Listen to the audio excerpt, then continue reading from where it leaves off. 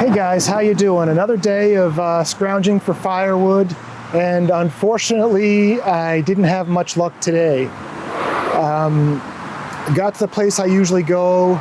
There was some decent ash, like 6 to 8 inches in diameter. It was dry, but I actually put it on the truck and there was some dry poison ivy vines on there, and I decided to take it off the truck because I just didn't want to worry about getting poison ivy. So I'm gonna go wash my arms off really good, make sure I got the oil off. There was one oak log about 8 feet long that was probably sitting for, if I had to guess, I'd say 6 to 8 years. The entire bark had rotted away like the first 2 inches, but the log was probably 18 to 20 inches in diameter, straight grained. It looked like it would have split really nice. But for some reason, I decided not to grab that one either, and I may regret that decision. But I started cutting some logs on that same pile, and there were some ants around, so I didn't want to bring them home. But long story short, I just got a few of these small maple logs today, and just sometimes you win, sometimes you lose. Sometimes you're the windshield, sometimes you're the bug, right? So I got out yesterday and I tried to organize my wood pile a bit, or just clean up what I already had cut.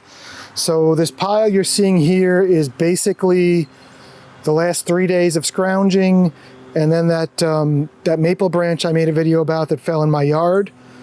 And I think this is probably could be like a couple cords of wood. I'm looking forward to splitting. This is ash. This is a pretty good sized ash. This is going to burn real nice. But this oak here, unfortunately, it's not going to be ready for this season.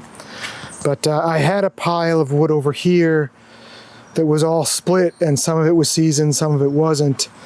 So I took that over and started making some Holzhausens. And then this is the last load of what we're going to call seasoned stuff. You know, this will definitely be ready to burn this winter. This is ash. I don't want to seem like I'm an ash freak or something, or, you know, ash is the best wood ever. It's just ash is one of the fastest, if not the fastest wood to dry. So that's what I'm looking for. You know, we used to have our play set, my kid's play set here, and that went away about a month ago. And this is the remains of some boards I bought for this fence over here, which unfortunately rotted away. So I stacked all those boards over here just to make them neater. And hopefully they'll still be straight when I need them. And I just want to say, you know, these boards here, these are some of the cedar boards I milled. You know, and it still fascinates me that I made a piece of wood. Here's one I used for something. But milling, it's real, you know? So anyways, the reason these are all spread out is because the wood was all stacked on top. They were just really wet, like sopping wet, even though it hasn't rained for days. So I left them there to dry out, and I'll put them on the pile. But getting back to the Holzhausens, this is my Holzhausen for wood that's the end of the winter or next year.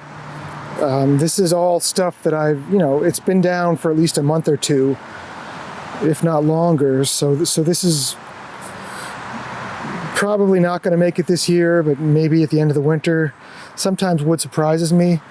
And then this is the Holzhausen I just started yesterday to put my stuff that I know is going to be ready to burn this winter. So no matter what, I burn this one first.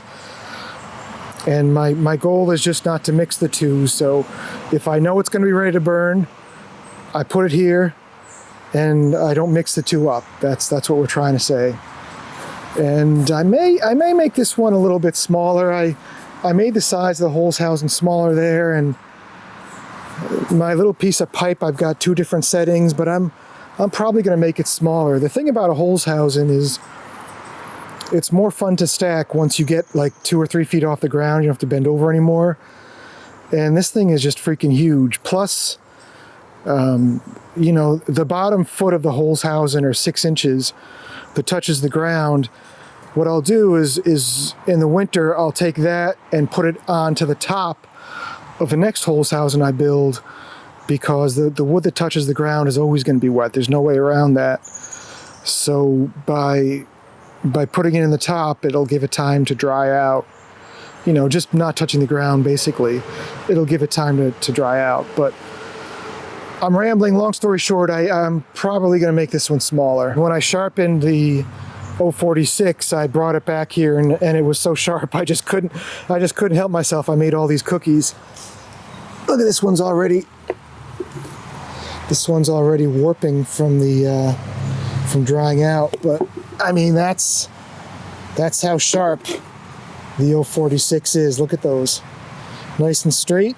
And you know, if you're looking at a saw and you want to see if it's sharp, another good test, I guess it depends who's using it, but if you see a piece of wood where the person cutting didn't rock it back and forth all the time, I mean, it kind of depends on the piece of wood. With bigger wood, you use that technique. But if you see a piece of wood where the guy using it, you know, just went straight through the wood, that means that they had that saw, you know, right where you want it. That's another one. Because not only was it sharp, but it was taking the right amount of bite, so there was no need to put more force on by using your dogs and grabbing into the wood. Again, I know with bigger logs, you're gonna cut them that way. That's just natural. But for stuff this size, that's just something I've noticed in life. So that's gonna wrap this one up, guys. Sorry I don't really have much for you today. I mean, hopefully you're getting something out of these videos. There's so much content on YouTube now about splitting wood that, you know, I think the secret is to make flashy videos, and I'm not sure I can pull that off. But what I do want to say is I did buy a new saw a couple weeks ago, and then I got an order of some supplies for sharpening. So look for a video maybe over the weekend, maybe next week, of, you know, I'll show you guys the new saw and some of the stuff I got for sharpening. Maybe we'll just have one more video out of that. That's going to do it for today, guys. Happy 4th of July, and we'll see you soon. Take care.